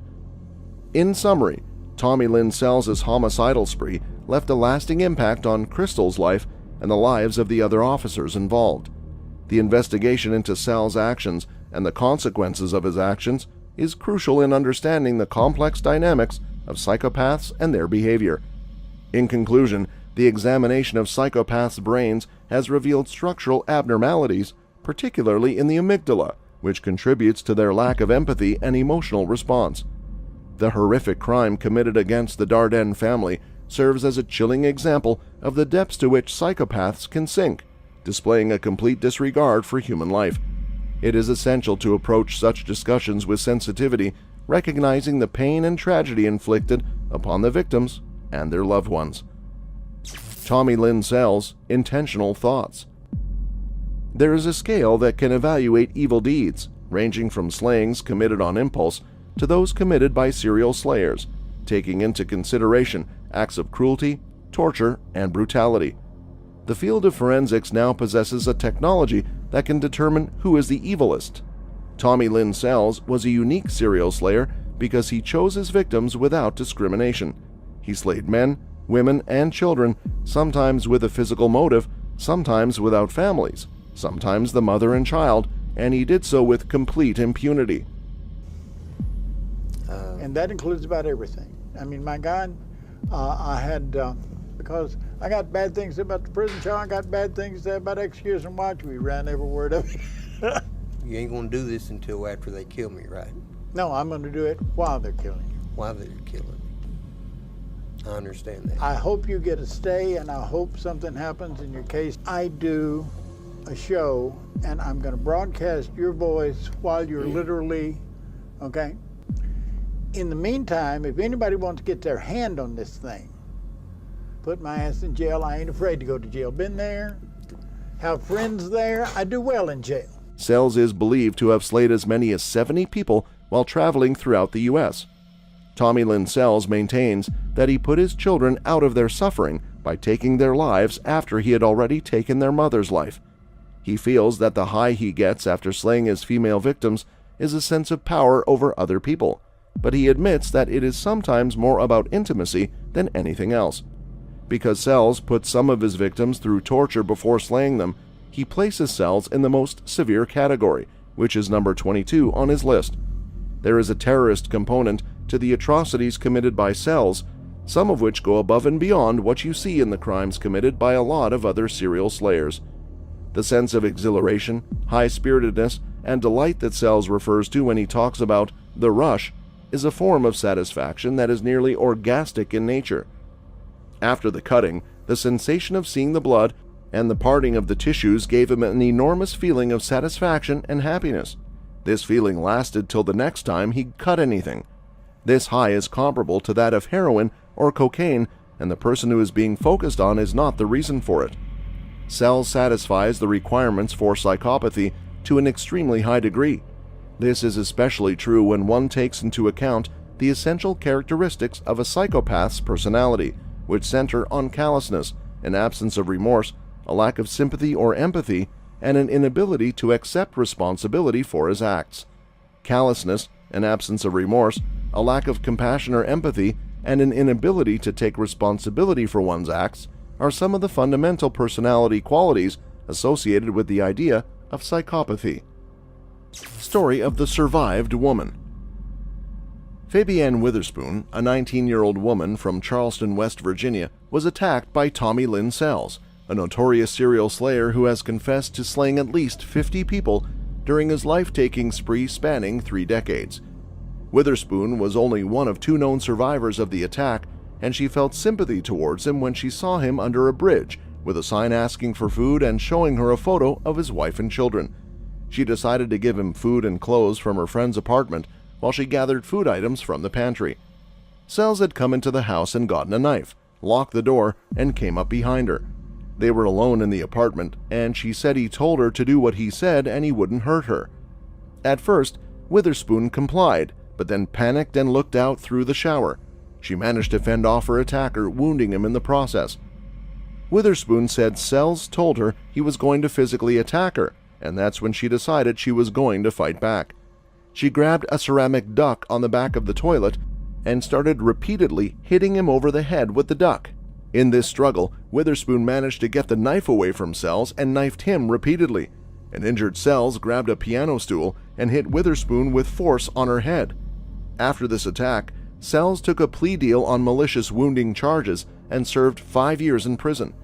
At the time, law enforcement did not know that Sells was a serial slayer who would strike again, and Witherspoon couldn't do more about his short sentence. She felt like it was her fault that he only got 5 years, as he never wanted to be stuck in that situation again where he could be at jeopardy of being hurt, so he turned to smaller people or children after that.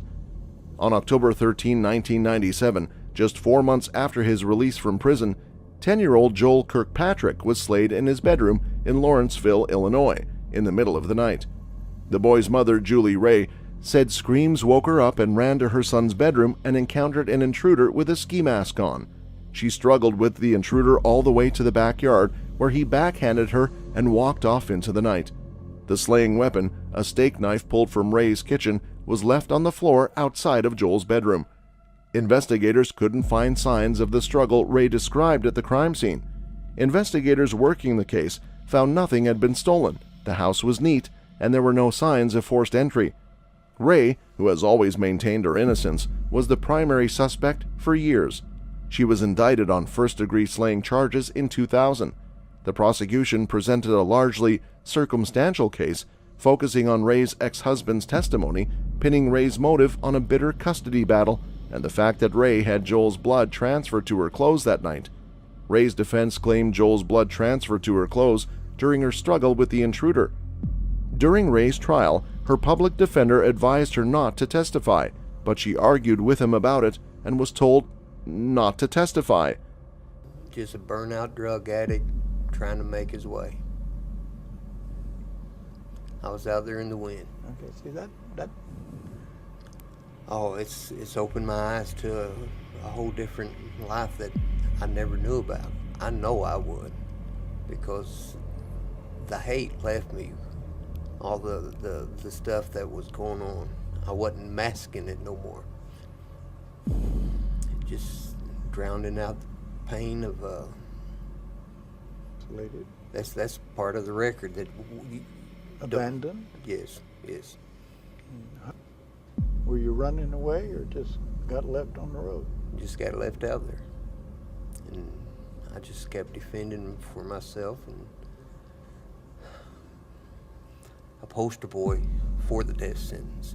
I have no quarrels. And then write somebody up for sending me something to drink in the day room because I can't make store. They're going to write them up for sending me something to drink. That's a trick bag they're putting people in back here. Well, I mean, you're on death watch. They can't put you anymore. You wouldn't think so, would you? I remember, and I've had conversations with Wayne Scott, who moved death row over here after Garuli. One of the witnesses her attorney called to testify was her good friend Dawn Hansel, who was asked to testify in her friend's first trial. Ray, a woman who was convicted of the slaying of her son Joel Kirkpatrick, was sentenced to 65 years in prison. After her conviction, Ray sat down for an interview with 2020, where she told her side of the story, something she didn't get a chance to do at trial. She was taken aback by the prosecutor's claim that an intruder would not break into the house with the intent to slay and not bring a slaying weapon, as Sells had done that on more than one occasion. Fanning then wrote Sells a letter telling him about the prosecutor's comments, which she did not tell him the name of the prosecutor, the name of the case, the town where it occurred, the time when it occurred, nothing like that. Fanning then wrote Sells a letter telling him about the prosecutor's comments. She wrote Sells a letter telling him about the prosecutor's comments, and Sells responded by writing, "About that woman who claimed someone broke into her house, was that, like, maybe on the 13th? I was shocked because that was exactly when that crime occurred." Fanning said she felt she had justice in her hands and had to do something. She got in touch with a Texas Ranger who knew Sells well, and based on his letter, believed Sells could have slayed the little boy. In 2003, Sells was interviewed by police and gave a detailed confession to slaying a boy and described how a woman tried to fight him off. According to Bill Clutter, an investigator with the Illinois Innocence Project, Sells recalled details about Joel Kirkpatrick's slaying that he would not have known unless he was there. Ray had been in prison for 2 years when an appellate court ruled to vacate her conviction based on a technicality, but prosecutors decided to retry the case. Ray, armed with a new defense team through the Center on Wrongful Convictions, used Sells' audio-taped confession at her second trial in 2006. The prosecution, which has always maintained that Ray slayed her son, claimed Sells' confession was a fabrication. She was found not guilty, and the state of Illinois granted her a certificate of innocence. As Ray was fighting her legal battles, Witherspoon discovered that her attack years prior was committed by a serial slayer. Witherspoon felt that if she had fought harder to keep Sells in prison, maybe Joel could have been saved. Impact of the case on society. The case of Tommy Lynn Sells, a notorious serial slayer, has left an indelible impact on society. Sells' gruesome crimes and the subsequent investigation and legal proceedings have revealed the terrifying reality of serial slayers and their potential threat to the fabric of society. The revelation of Sells' heinous acts shook communities and instilled a deep sense of fear in the public. The idea that an individual could commit such brutal crimes with apparent ease left people questioning their own safety and the safety of their loved ones. The case ignited discussions on personal security, leading to increased vigilance and heightened public awareness regarding potential dangers in their surroundings. Fear became an unfortunate but necessary part of daily life for many, altering the sense of trust and community that had once prevailed. The Tommy Lynn Sells case exposed several shortcomings within the criminal justice system: inefficiencies in law enforcement coordination and communication, delays in investigations, and gaps in sharing crucial information among agencies came to light during the investigation. This led to a push for reforms to enhance the effectiveness and efficiency of law enforcement efforts in combating serial slayers.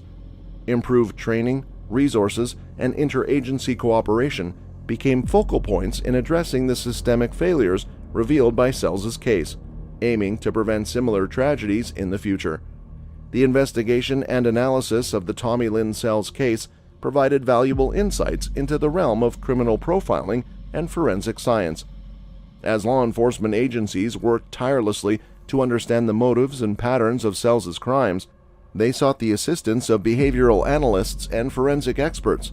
The case contributed to the development of more sophisticated profiling techniques and forensic methodologies, enabling investigators to better identify and apprehend serial slayers. Advancements in DNA analysis and evidence collection techniques have played a crucial role in linking suspects to crimes, resulting in more accurate identifications and convictions. The Tommy Lynn Sells case sparked significant interest in the psychological aspects of serial slayers. Researchers and psychologists delved into the depths of Sells' psyche, aiming to understand the underlying factors that drive individuals to commit such horrific acts. The case provided valuable data for studying psychopathy, exploring the role of childhood experiences, brain abnormalities, and genetic predispositions. The knowledge gained from such research contributes to the ongoing efforts to identify early warning signs and develop preventive measures against the development of psychopathic tendencies. The media frenzy surrounding the Tommy Lynn Sells case captivated the public's attention, with extensive news coverage and documentaries recounting the chilling details of his crimes. Serial slayers have long fascinated popular culture, and Sells' case added to the existing fascination. His story found its way into books, movies, and television shows, further perpetuating the public's intrigue and curiosity about the minds of these slayers. However, it is important to approach such media portrayals responsibly, ensuring a balance between entertainment and the ethical considerations surrounding the victims and their families. Last words. A Del Rio judge scheduled Sells' ending for April 3, 2014 on January 3, 2014. At the Texas State Penitentiary in Huntsville, Sells' ending sentence was carried out.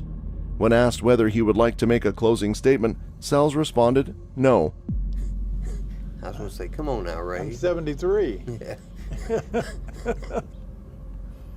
And I thought I did a good job.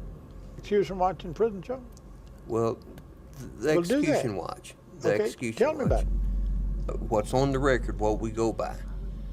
You'll see me step in every once in a while and challenge it. It don't happen often. The record. I do know what's wrong with the record. If you read the newspapers, all you got to do is say there wasn't an arson, so that doesn't come out. It's in the newspapers this week. Or the jailhouse snitch. Yeah. It wasn't no confidence It wasn't about no, it was, He it get was up a there bald and- snitch. Yeah. He took a few deep breaths, closed his eyes, and snored as a deadly dose of pentobarbital was injected. He stopped moving after less than a minute. He was declared dead at 6:27 p.m., 13 minutes later. Members of the Harris and Perez families, as well as Crystal Searles, were present for the ending. Tommy Lynn Sells and psychopathic traits. Tommy Lynn Sells exhibited several psychopathic traits throughout his life and criminal activities. Psychopathy is a personality disorder characterized by a lack of empathy, remorse, and conscience, as well as manipulative and impulsive behavior. Sells' case exemplifies the dangerous potential of these traits, combined with a propensity for violence.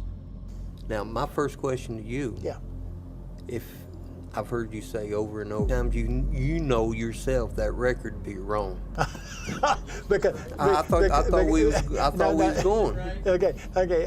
Now, arrangements that it will not be broadcast unless you are on the gurney and the process has begun. Yes. The interview begins. Yes. Okay. Now, before you get into what you were doing, and you came out of Del Rio, Texas. Del Rio, Texas. And you live in Del Rio, Texas. Where you from? We interviewed Gypsy Childs down here before. What were you doing out Del Rio? You lived on the road everywhere. Yes. Psychopathy is characterized by a lack of empathy, superficial charm, and manipulation, which can lead to a brutal attack and slaying spree. Cell's charismatic and superficial charm allowed him to manipulate and deceive others, gaining trust and exploiting vulnerabilities. His impulsive and reckless behavior allowed him to continue his slaying spree for an extended period, evading capture. Psychopaths often display a lack of long-term goals and responsibility, focusing on immediate gratification and personal gain. Cell's exhibited this trait by engaging in impulsive and violent acts without considering long-term consequences or the impact on his own life. Deception and pathological lying are common characteristics of psychopaths, who are slayed manipulators and pathological liars. Cell's ability to fabricate stories and provide false information contributed to his evasion for justice for a considerable period. Understanding these traits can contribute to the identification and prevention of potential offenders and inform efforts to improve mental health interventions and rehabilitation programs for individuals exhibiting psychopathic tendencies. That's all for this video, folks. We'll see you next time.